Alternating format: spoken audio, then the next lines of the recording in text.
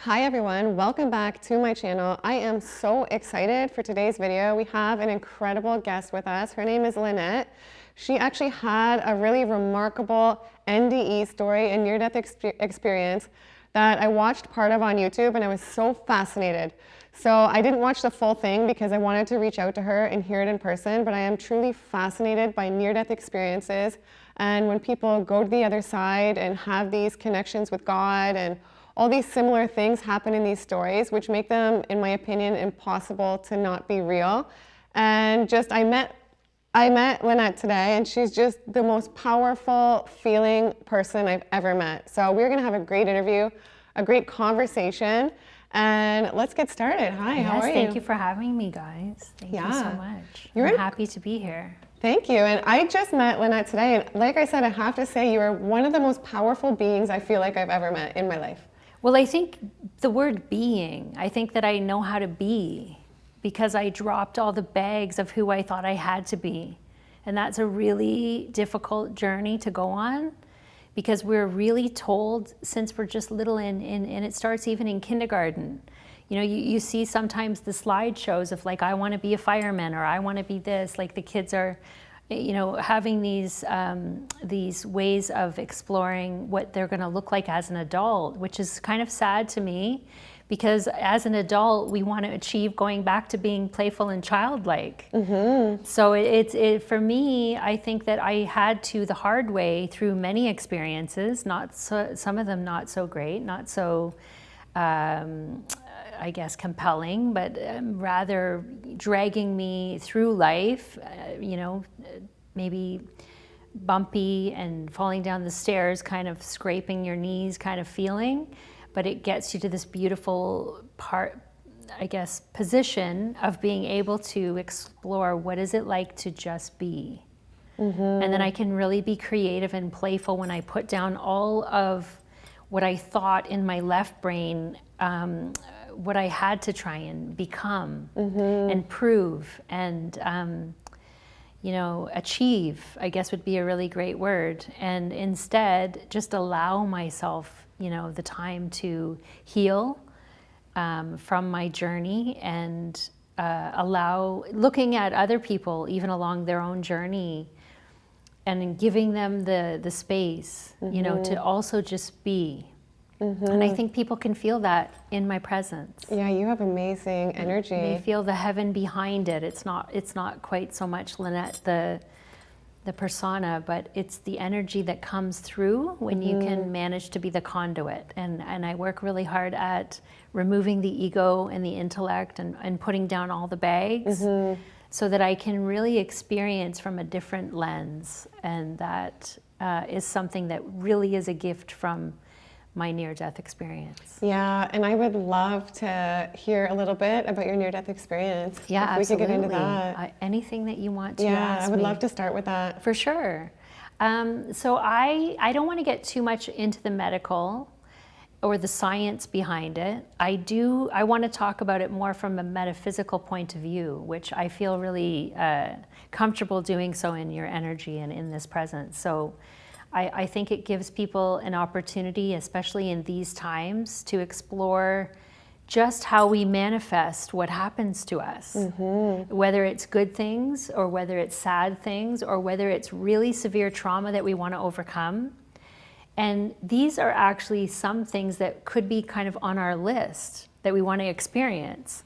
So when we actually look at things in a different way, instead of through victimhood, I feel deeply that I manifested a heart condition because the doctors really were baffled by what my heart was doing, the mechanics of it, and it was a very rare condition. So I deeply understood after my near-death experience that I had created that just so that I could actually get to the place of having that understanding of why I'm here, why I came, what my deeper meaning was.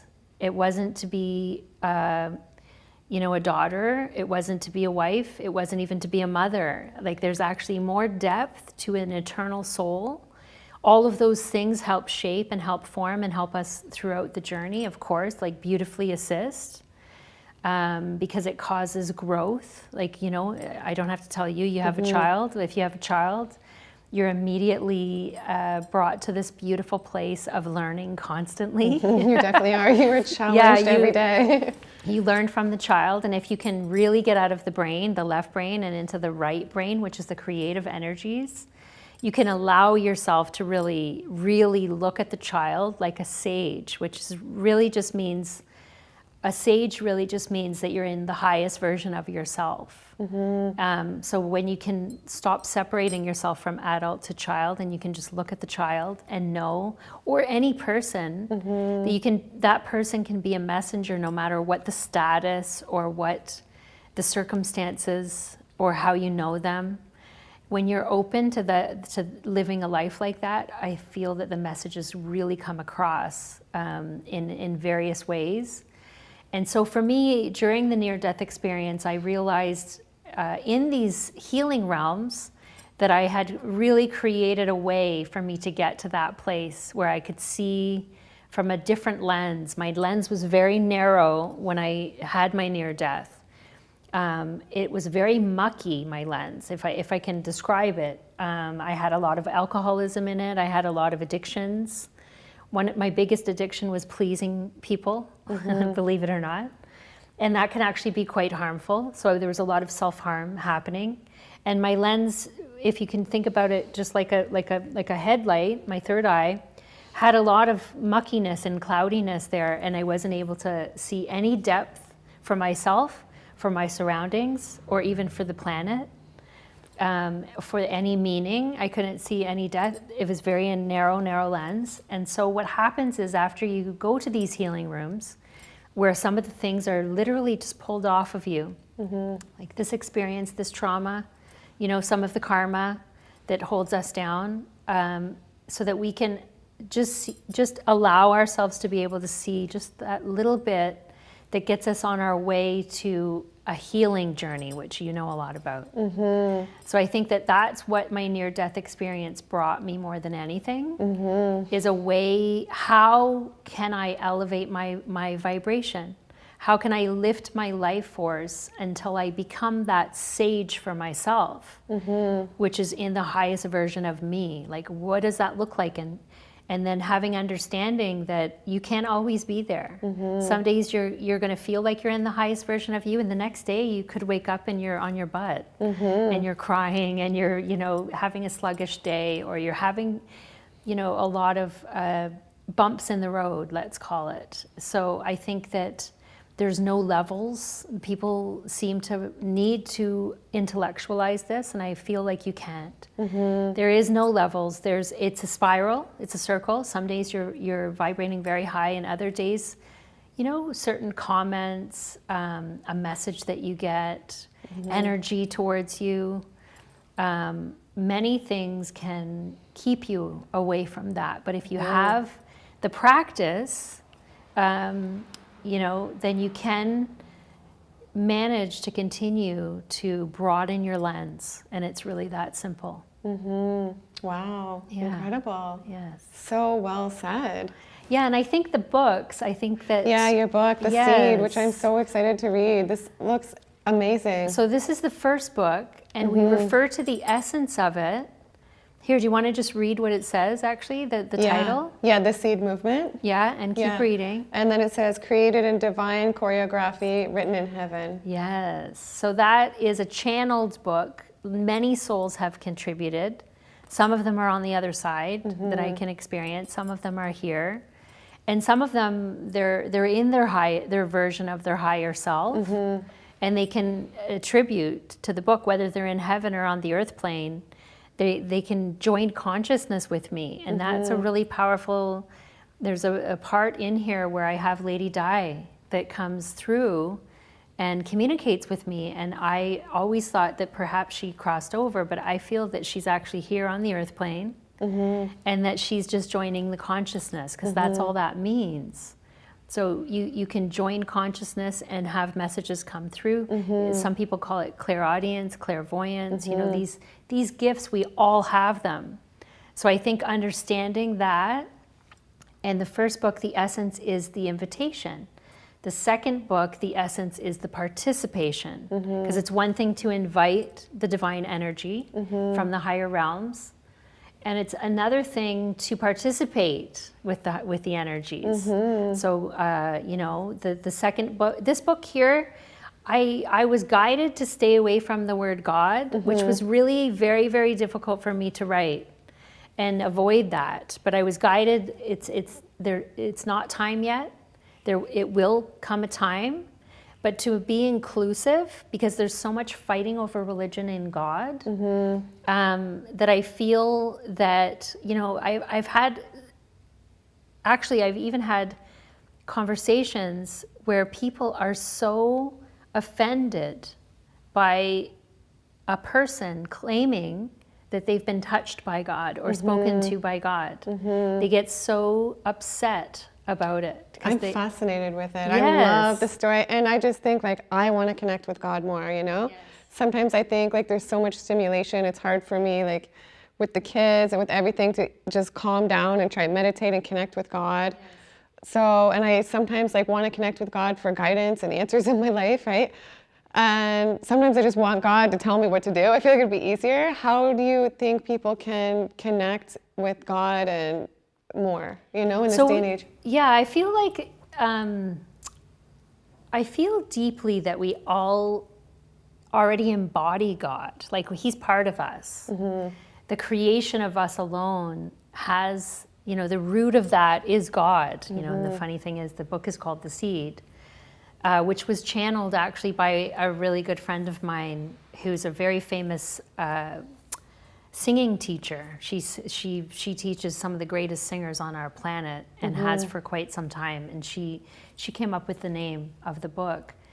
And I feel that once we understand that we don't have to seek God, you know, we don't like we can find him in churches. Some people, they feel a sense of calm and peacefulness, and maybe that's the only time that they can connect, is going to a synagogue or the mosque or church or mass.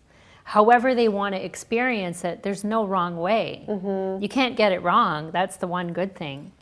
Now, you know, some of the religions have been poisoned, in my opinion, in my humble opinion, and I think that is about to be shown to the world pretty deeply.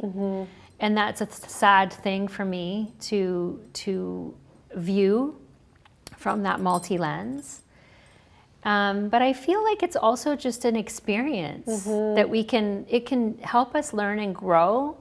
And it's there to show us that, you know, God does reside right inside of us. And the big thing, if somebody was to say to me, Lannette, what do I need to do? Because I get this question all the time. How can I hold these energies? What do I need to do? And there's one word that I always say, believe. All you have to do is believe that you can. And do you feel like you have to be in a loving, calm space to connect with God? Like I heard somebody say, I heard a book, I forget what it was, and it was God communicating with somebody saying they couldn't find ways to communicate because the person was in a state of fear all the time and like scarcity and in lack and just everything opposite of what their true being was. So what do you think about that? Well, I got shown actually very deeply during the near-death experience that we, as the eternal soul, want to have every experience. It's a privilege and an honor with so much grace and beauty to come and experience the lifetime, the earthly lifetime. Time is not real. Like I'm actually at the place now where time doesn't exist for me, which can be good and bad because you know, it's hard to maneuver your way through. I don't make any sense to most people.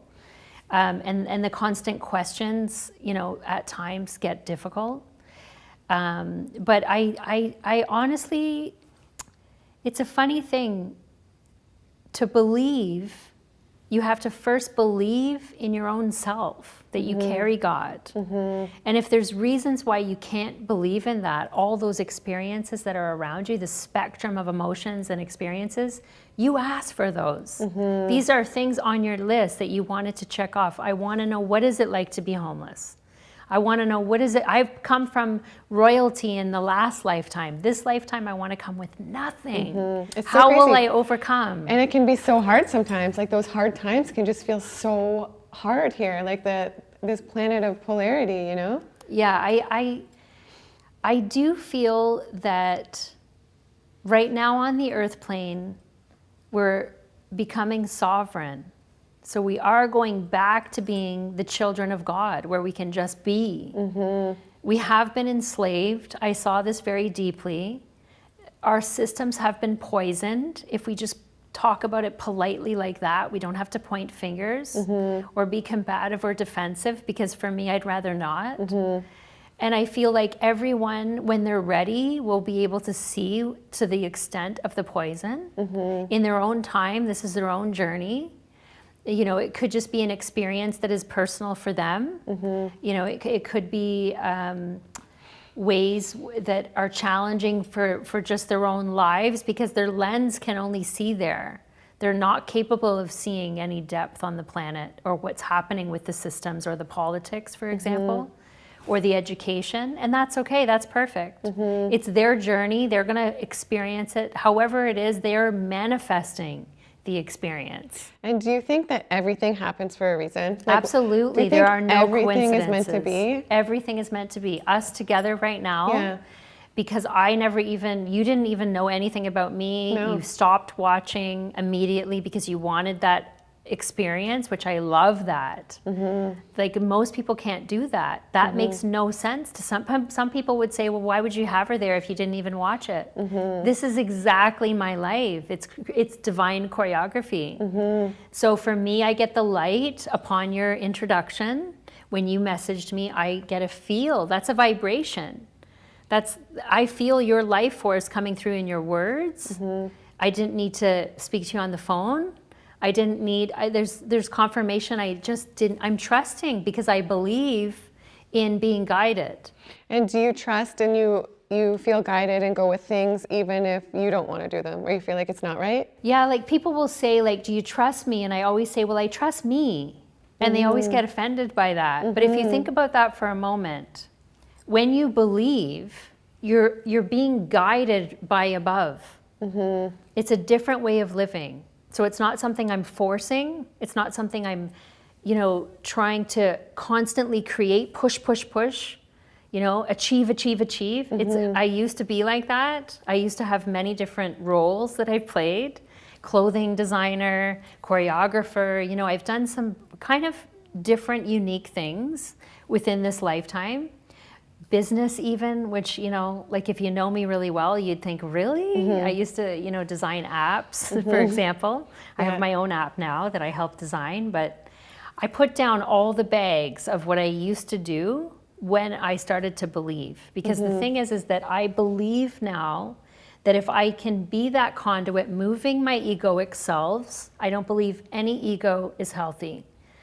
Sorry to interrupt, how can people get rid of their ego? Yeah, the meditations on the app do a great job. I have ego clearing, and it's not going to be permanent. Like, everybody wants a quick fix. It doesn't work like that. You're right. So like, somebody will say something to me and it pokes my ego, but I'm in awareness, and usually I'm blurting it out like, wow, that really poked me. I actually need a minute. I need to breathe and clear that. Yeah. And I need to lift that. And when I do that, I get such surprising looks, like, you're telling on yourself. But it's like, what? Like, I don't believe in any secrets. I believe in full transparency. Yeah, me too. And that's what the second book actually has a document that one of my seed team and I channeled, and it's called The One, a Transparent Corporation. We see the world operating like that. And the funny thing is, when we wrote it, we were actually looking towards these mega millionaires, billionaires, not realizing that the seed would actually become that in the future. So we wrote this, struggling through volunteering our time. Of course, we don't have funding, we have no money for this, but we trust. We trust ourselves to be connected, to our guides and to God. And whatever we're putting our creations, that creative energy, while we're connected, we don't have expectation for it. So we don't have need, want, expectation, or attachment. And do you think that's why we're here, to be creators? Yes, Yeah. absolutely. Yeah. What do you think about Abraham Hicks? Do you follow that sort of stuff? No, I really haven't. I haven't really gravitated too much. I'll be honest. Like it's like water. Like I'll take it. It'll seep through me. Sometimes I take things in and they really resonate with the heart, and I can hold it. But I don't want to put all my attention or my energy into one thing. And I even people who pick up this like the same in the same energy, I encourage them, like, no, don't just have one place to go to, like it's all your answers, because people have everything they need inside. Exactly. So when you become more fluid and more moving with it, then you don't have to grasp onto, like, hold on to one thing.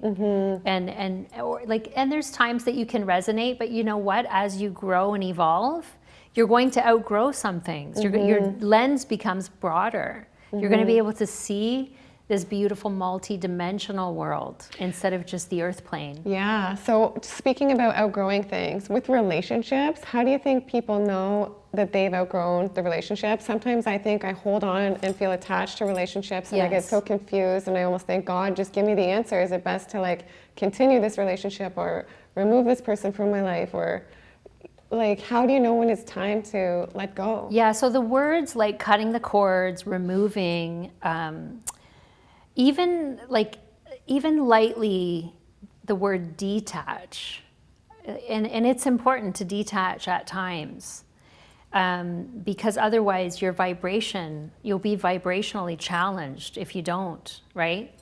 And I think that comes from self-love. That comes from the godliness that you get to hold when you are really connected like that, where you practice. So you're inviting, you're participating, and then the third book, which I've already started writing, is called The Practice.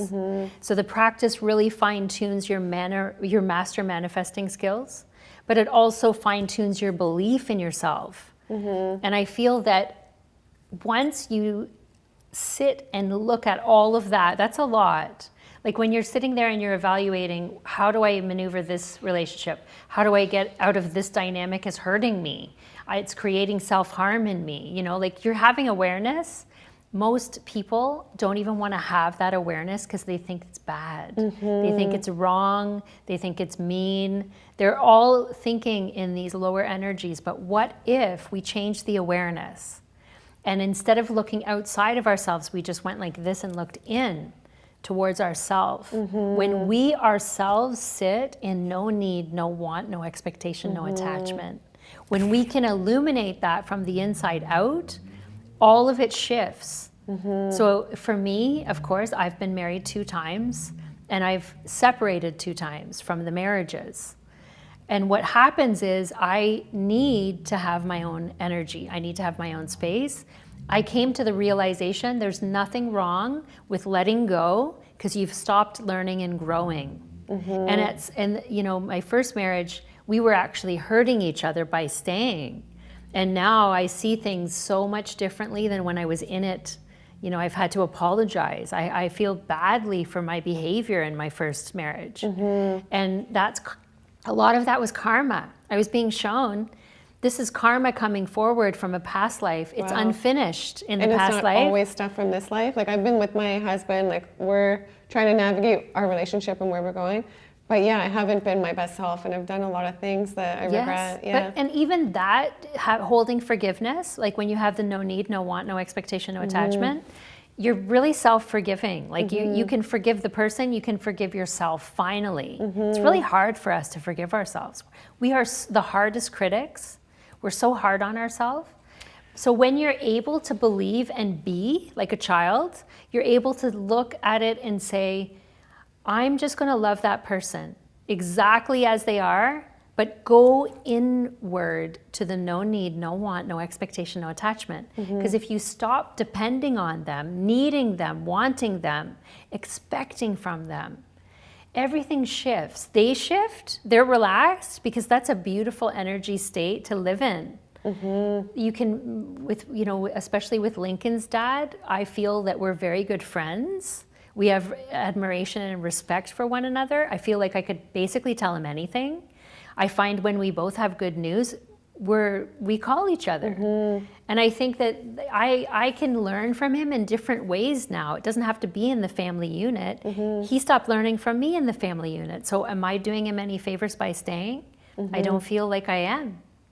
So by allowing the person to bring in the next soul that's meant to come in, we talked about this deeply, you and I, a few minutes ago before we got on camera. The biggest thing that impacted me in the greatest way is seeing this lineup of souls that came from me, that were here to help me grow and to give me gifts. Some of them are karmic. Some of them are karma from past life. You can't get away from the karma. So if you're going to avoid it, because a lot of people run from it because they're afraid, if you avoid it, you're going to have it in another lifetime or in another way, twice as bad. And what if you don't believe in it? Lessons. Then can you avoid it if you don't believe in it? No, the karma is just there. You can ignore it. Like Yeah. not believing in it is really ignoring it. Yeah. Like there's a lot of people that don't believe that we're eternal. We're eternal souls, right? So that's why the NDEs are very powerful when you express it. When you can articulate any little tidbit of it is so powerful because it allows people to think it's more than what I can see, feel, taste, experience. It's something more that has a multi-lens. And did you believe in God before your near-death experience? I feel that many ways of my self-harm kept my back turned. Yeah. So even though I felt angels, I actually had many experiences that were miracles. Now I understand exactly. Once I had my car lifted right off the road where I would have hit a massive tree, and it was in winter on a dirt road actually where I had to drive to go to work every day. And I felt my car literally lift and be placed on the road. And Yeah, that's a crazy story because when I was little, my mom and I got in a car accident on the 401, which is a big highway in Toronto. And then our car moved over to the side of the road. Like we moved over to the side of the road and we were just waiting for somebody to come and help, right? And then this guy came and he was like, let me move you guys out of the car over there. Because at the time it was the 80s. I was a kid and there was a lot of grass. So my mom was like, no, we're not moving. We just had an accident. And then another guy came from a truck and he was like, let me move you guys over there. So she was like, okay, fine, let's move over there. So then we moved over there and very shortly after that, like right after we got there, a truck smashed it and like literally we would have died. Yeah. And then she turned around and the guy was just gone. Yes. And she was like, this is crazy. It's this an was like angel. some crazy Yes. experience. And there was one time I was driving and texting, which I should not have been, which I don't do anymore, but years ago. And I was texting and I was so close to an accident and all of a sudden I felt my grandfather's presence. Yes. And I stopped and it was the craziest experience. Yes, we really have a lot of guardian angels. We really, really do. We have huge teams above us.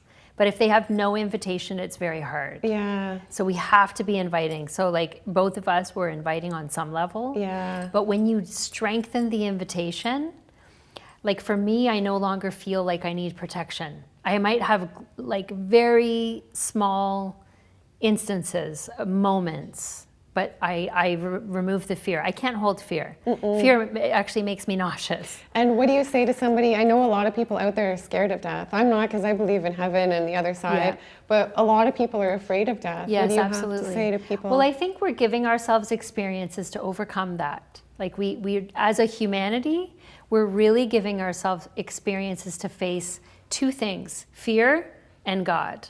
There's two things. We can choose fear. And it's a conscious choice to choose fear. But when we're in awareness of that, it's actually easy to no longer choose fear. We have to change the language. In other words, like just start telling on yourself, like, oh my gosh, I'm making that decision out of complete fear. What am I doing? And just becoming aware right away, that almost kind of kills the fear, right? It makes you super present in a way. Yeah, and then the invitation, so then you can invite in God. Just say like, can you show me? You're going to have someone show up and show you. You're going to have a messenger come with a message. You're going to see something on TV that resonates. You're going to read something. Like a book will fall open and it will be the exact thing you need. That's like I've read, I can't wait to read this. I've read Conversations with God and it is my favorite book. And in that book, Neil Donald Walsh had like a deep conversation with God and he wrote the whole thing out and I really believe in all of it. I do articulate it very creatively.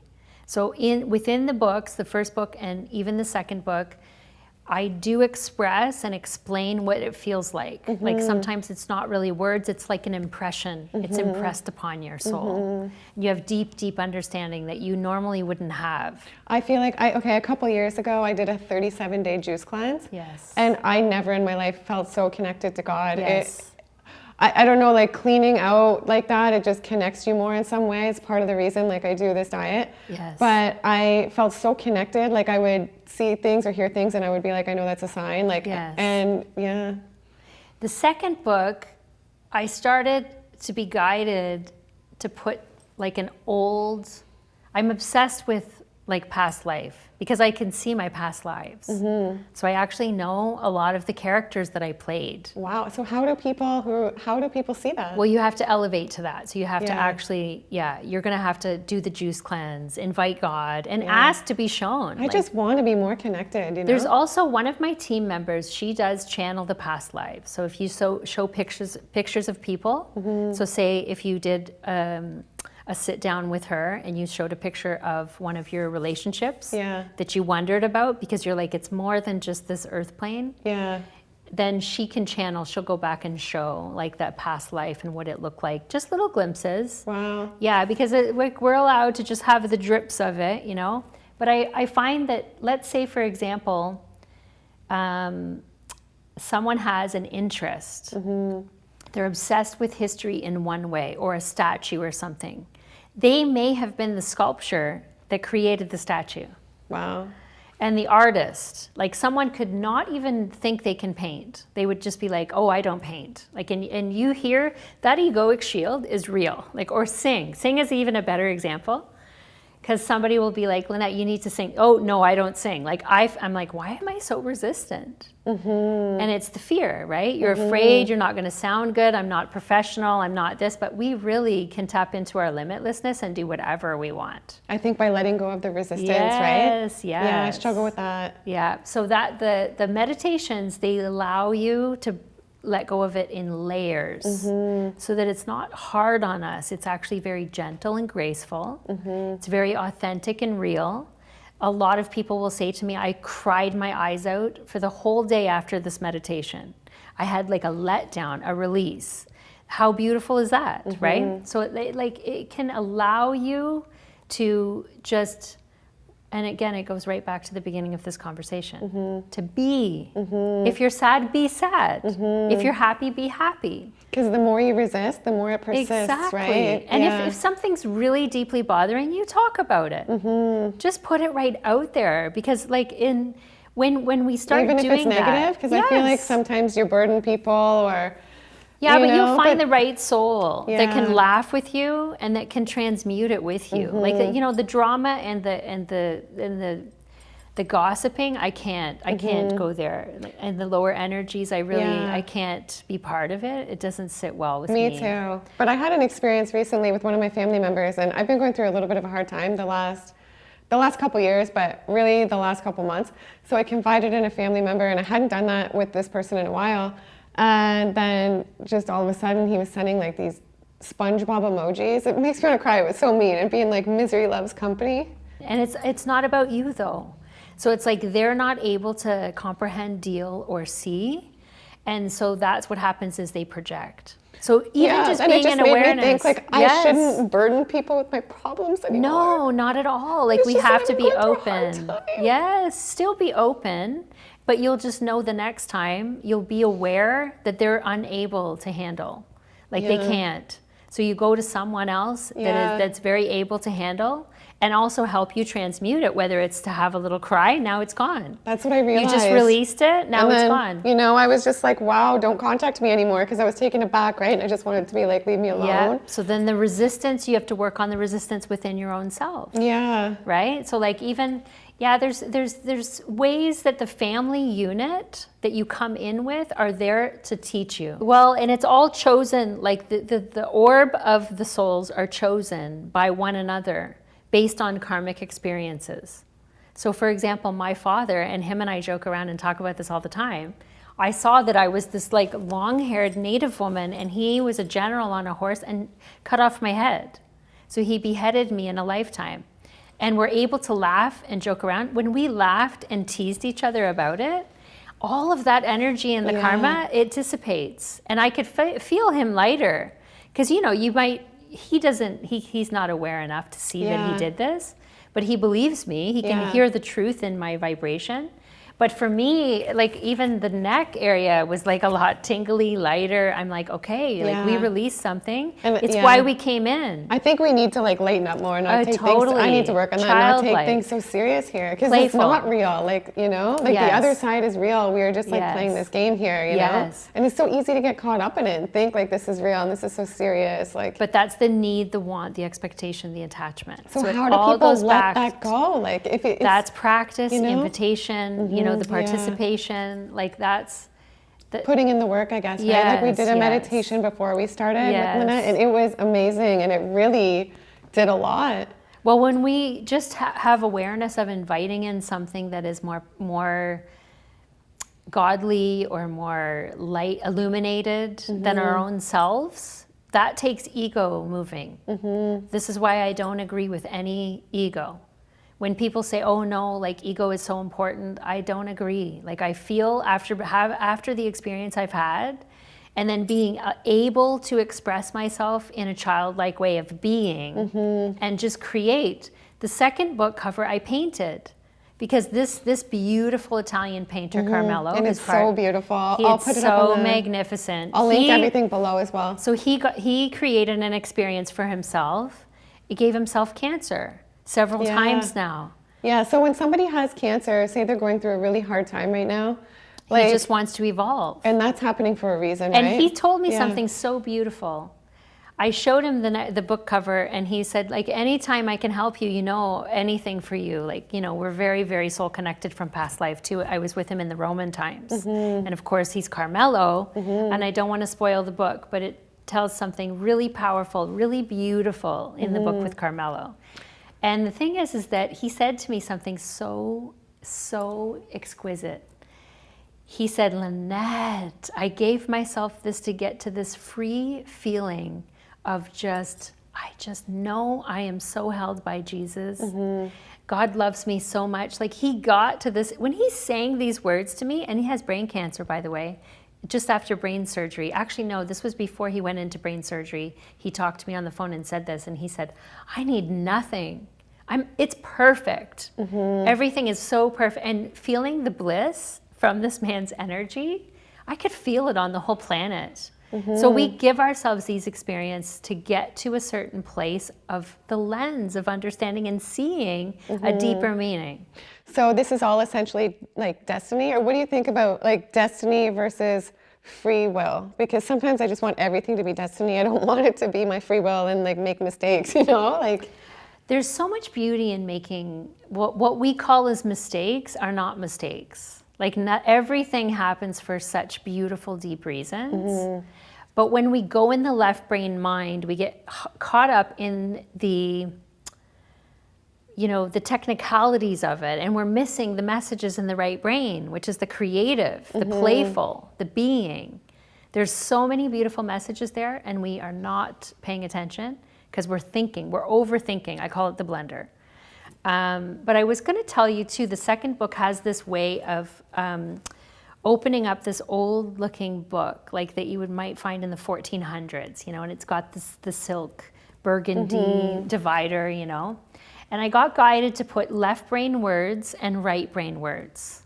So one example would be fear, left brain, God, right brain, right? Or push, left brain, or allow, right brain. Do you think like we wouldn't know love if we didn't experience exactly? The fear? We have to have that polarity. Yeah. Yeah, it's the yin and the yang, right? And it really truly is a way of just putting in your awareness. Like I'm in humility writing this book, like especially the second book. There's so much humility there. And even the first book, there's some funny stories. Making fun of myself is something that it comes very naturally to me. And I don't take myself too seriously because if I do, that egoic shield, it builds up because we feel like we need to shelter ourselves from ridicule or from how people view us or what they think of us. Because when you're in that no need, no want, no expectation, no attachment, it doesn't really matter. At this point, none of that matters. I just want to just stand here and just hold the light. And a very wise woman that I'm coming to know very deeply, and her name is Romana, she expresses to Canadians that we are the light holders. So stop being combative and defensive, and literally just hold the light for one another. Because if we just do that and we're just kind, we stay in the higher vibrations versus the lower vibrations. That's why I right? think We've experienced both, but when you're choosing and it's putting it in your awareness, you are there. You are that. Yeah. I think, how do you forgive? Like, have compassion and understanding for why that person does that, and forgive, right? Because if you don't forgive, it kind of holds you in a lower vibration, right? Yes, absolutely. And okay, so I'm wondering, with your near-death experience, did you have a life review? Oh yes, yeah. I saw actually more than one life review. Wow. I've seen, I guess it was the day that, and I don't want to get into too many details just because of the family. I don't know the family. But it was I believe it was a Rockefeller that had passed away, and I ended up in his life review. Wow. Which I felt like, what happened? Why is this? I couldn't figure it out, and then God showed me that the reason I was present was so that I could witness his sorrow from what was created with the stains of prosperity. Wow. And so God was saying to me, listen, you're going to assist in lifting away those stains. This man, after his life review and after he asked for forgiveness and got healing, he was actually given a choice. He could help and assist me from the other side, and he chose yes. Wow. So even though it could have been part of the poison, and I don't want to blame or point fingers because it's not what it's about, it's something really beautiful to me.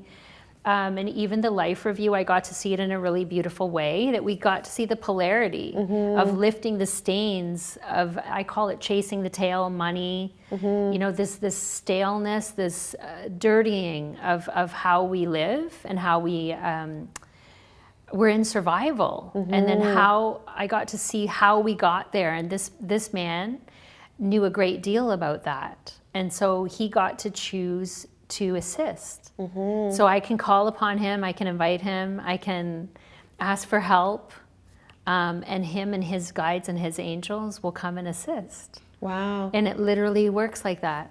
And yeah, I've heard with life reviews, when you have a life review, you experience everything in your life from the other person's perspective. Like, do you think did that happen with you? Like, it's a bit different. What the other person Mine felt? was a bit different because they wanted to show me what it is I chose to come here and do. And a few things, like they would show me, like, because you chose this, here's the ripples of that. That's what you're referring to. Here's what happened to that person. Here, like, so that I could understand that my words would have, my words would go like waves. So they would touch certain souls and allow them to guide their experience, maybe with God holding them a little tighter. Do you know what I'm saying? Yeah. So that I really, when I was doing my deep healing, to be able to have that multi-lens, because it's all great when you're in the heavenly realms being healed in the healing rooms, but when you come down, man, like that is like a ton of bricks on you. You don't want to leave, that's for sure. That's what everyone says. I can't wait to go back, absolutely. And is it physical there at all? Yes, yeah, I could see myself as a physical being. I look different. I know, I've heard people describe when you're here. on the other side, the way you see people is kind of like as if you see the reflection in the water. I think it's just whatever it is your heart wants. Like however you want to give yourself the experience. Some people don't believe in God here on the earth plane. Therefore, when they cross over, they see it different. They see a garden. They feel the energy. The energy is all the same. Yeah, what if they just think, I don't believe in heaven and I don't want to go to heaven. I just want to end when my time's over. And well, I feel like do you think then they would get that? Like just Yeah. Or we can't ever end like that, No, right? we're eternal souls. So Yeah. their soul goes somewhere, but they're going to go slowly. Like it's, like I was telling you before, there's something that I sometimes do, drag the baby sort of thing. I take people a little bit too fast. And I believe that to be true, that it all is in your highest good and the best outcome for the soul, the eternal soul. So if you need to go slowly, you're going to go through the realms very, very slowly. You're placing yourself where you're comfortable energetically. And that is something that you can always heal from. You can, it doesn't stop. The healing never stops. And I know some people who have committed suicide, other people have said, oh, like, God, they don't go to heaven because, and I totally do not believe that at all. No, you can go home to, if it's too painful, and if your soul is that harmed that you just, and will manifest going home. And even, I feel like anyone goes home, anyone goes to heaven, and I feel like everyone's forgiven for everything, even murderers, even Hitler. Do you think people in heaven, before they come here, they sort of choose like their purpose why they come here? Or like people who like really bad things happen, like say somebody kills somebody, do they decide, do you think, I'm gonna go there, that's gonna be what I'm gonna do, I'm gonna kill somebody? Or like this stuff? No, I feel that they'll put themselves in experiences that are very difficult to overcome. Yeah. And that can sometimes be the outcome. Because that is how they grow. And also that's also inviting in, so the same way we invite in God and be illuminated, we can invite in the dark. Like I think everyone on the planet at this point understands that. Yeah. Because it's being shown to us at this time very deeply. So those souls that choose to invite in the dark, that can happen through various ways. And maybe you can't really know who you are truly unless you, like in many cases, unless you experience who you're really not. Yes. And all like the fear, the hate, like the bad. Yes, absolutely. And then you get to a point and you realize this isn't who I am. Yeah. And then maybe that's why a lot of those people who have such hard times, then they have great awakenings and realize like, yes, I've let it all go. Everything is for that connection with God. Like everything that we experience eternally is to bring us to that intimate divine connection with ourselves, with God, and in wholeness. So that would be like the sage, the higher version of us. This is what everything has meaning towards that. And we come here to do work and to do things, right? Oh, yes, that's what the seed is about. Yeah, so it's about the 144 souls that everyone carries. So like your seed, you can only find your seed when you do crack open. So like the dark night of the soul, or that, that major overcoming, when you're overcoming something so traumatic that you're raw and you're cracked open, and then God shines his light, you do the invitation, you're now participating, you find your seed. So this is why the book is the way it is. It's like it's showing everyone, it's not because of the near-death experience that I got to experience this. It's because every person has this, that I was shown it so deeply. So like my seed mission, that is something away from myself. This has something to do for humanity. You have one, and there's 144 souls around it. There's 144 souls around my seed mission. Some of them may cross over. They can help from the other side. So if some people are like, I don't know why I came here, like how can I figure out my purpose? That's exactly it. They have to choose, and they have to be open and aware to say, I'm going to begin today. I'm going to start lifting off those peels of layers that keep me away from this. And it's really just a choice. So if somebody's going through a really hard time, then maybe it's not necessarily a bad thing, right? It's a great thing because it only brings them on their knees. Like most people are inviting God from their knees, let's face it, right?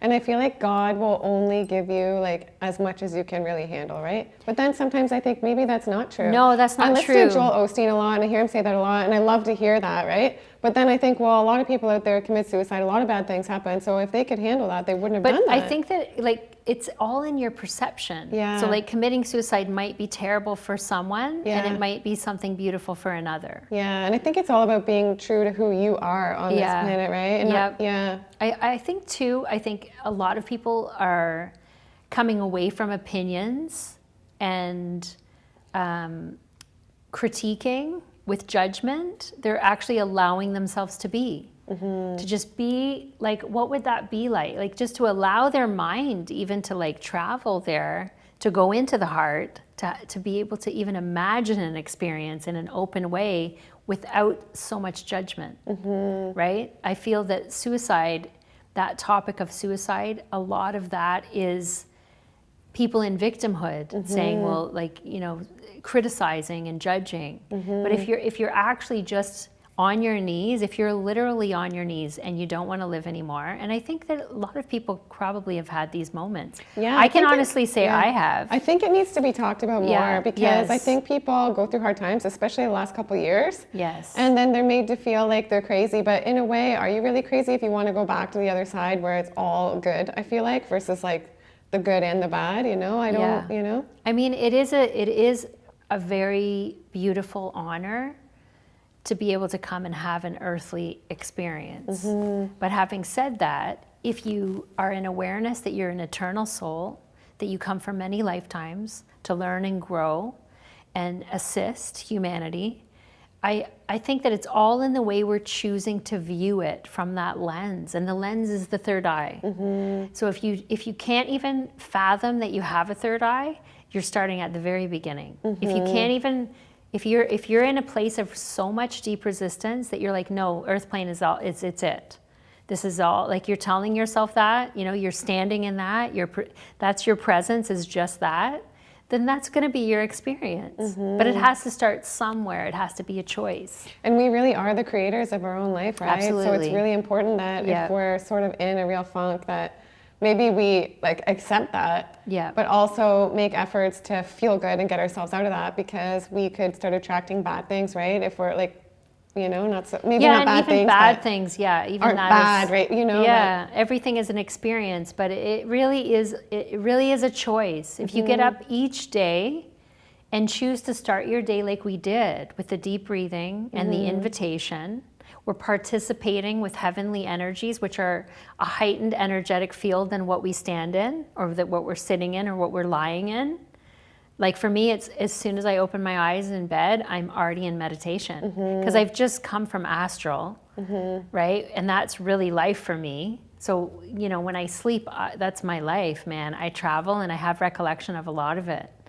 So I have remote viewing and I have access like that. But then when I'm awake, a lot of times I'll take a breath and I feel that panic, that pressure, because it's dense energy compared to what I came from, right?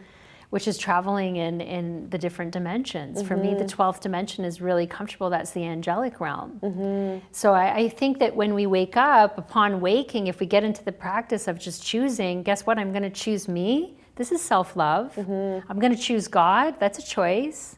Come in and illuminate me. Come and help me today.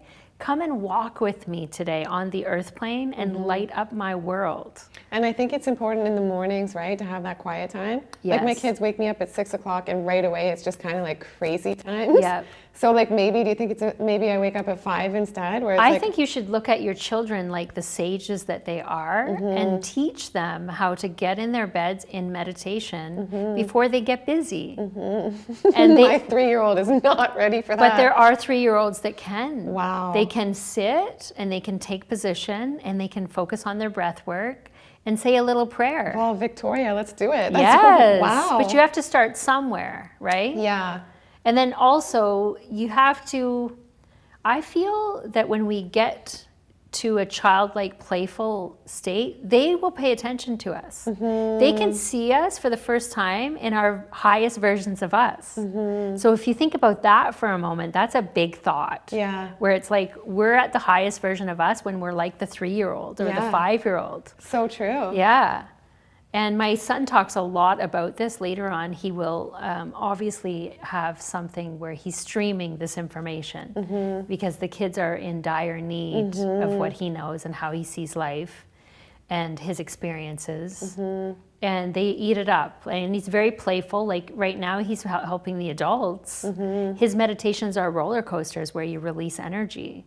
How beautiful is that? And then one of our C team said, "Oh my gosh, I just realized I'm allowed to play in meditation." Wow. She like had this big epiphany, you know, and it was so, everyone laughed, I'm sure, reading that. Like, you know, we have a group text, and because we forget, like, oh my gosh, we could play, but you could literally play in everything you do. Okay, I would love to ask you a personal question about maybe like getting out of a state of lack and having faith. So for me, like personally, I love like making videos just about health, spirituality, wellness. It feels like my purpose. Like I feel so in alignment with who I am. Yes. And I want to let go of like my past, which was being a real estate agent. And I don't want to do it. And my videos cost me money. I don't know how to film and edit. And I'm making these videos, like, how can I have faith? How can someone have faith and sort of get out of that, like, the subconscious, like, fear, lack, like, stress about where's the money going to come from? Like, how can you have faith that it's always going to be there and you'll be provided for? So the first thing is the invitation. So you want to be very specific and invite in the invitation from the heavenly realms, whatever that looks like. Maybe it's Saint Germain, maybe it's Mary Magdalene, maybe it's Jesus. For me, the go-to is always God, especially right now on the planet. It's probably a really good idea to just keep it God energy, God consciousness, God particle. So you want to invite God, or Father as I call him, and you want to say, can you please assist me with letting go of the left brain, the money and the stains that money creates, and that chasing of the tail energy, and allow me to see the ways in which I can prosper. And when you say it like that, you're letting go of all your expectations, needs, wants, attachments, right? And that's what I want to do, because like I don't want to be like, it doesn't feel natural to me to be a salesperson. Right. Even with real estate, it doesn't feel like who I am, and I don't want to be on my channel like feeling like I have to sell stuff. Like it's not me, right? It's not you. Yeah. So you already know that. You're already in awareness. So it's really a simple thing of coming out of left brain. So stop thinking, go into the right side of the brain, which is the creative. There's something that you can create that will bring you a lot of prosperity along your journey of doing your seed, because I believe you found your seed. And then those 144, when you do it like that, out of left brain, so not trying and forcing, but allowing that flow to happen, it will all fall into place. And when like bad things seem like they're happening, maybe instead of being like, oh my God, why is this happening? Like we should flow with it and let it happen. Or even just changing your language, changing your words. So instead of saying the bad things, because that has deep meaning in your soul. So maybe saying, why is it that I'm tripping, or that this is a little sluggish for me today? Maybe there's something good there that I'm missing. And I'm open to explore that. I'm open to, and then also lifting your vibration in those moments is really difficult. But it's so powerful when you do. It frees your soul like you can't imagine. Because that's like the power over you is that, right? That these things that you have need, want, expectation, and attachment of, they can pull on your emotional strings. When that no longer happens, and literally, you can be in something that you may have viewed years ago as like the worst, horrific thing that could ever happen to you, comes in now, and you're able to see it from this lens of like peacefulness, calm, right brain. How can I creatively maneuver myself through this? Because I know there's a way. Then the invitation, you're participating with those energies. Like, show me. Can you take my hand and actually show me? Let's play and dance through this, flow through this, because all it is if you picture a river with these logs or these, blockages, and everything is just flowing. And that's what's in the second book, is that beautiful book of left brain to right brain. This is learned and conditioned into us. We can always unlearn it. We're so powerful. We can heal ourselves. We can unlearn it. And we can flow no matter what the circumstances are. Amazing. Yeah. Amazing. You're so well spoken. It's so powerful. I'll link everything you have down below as well.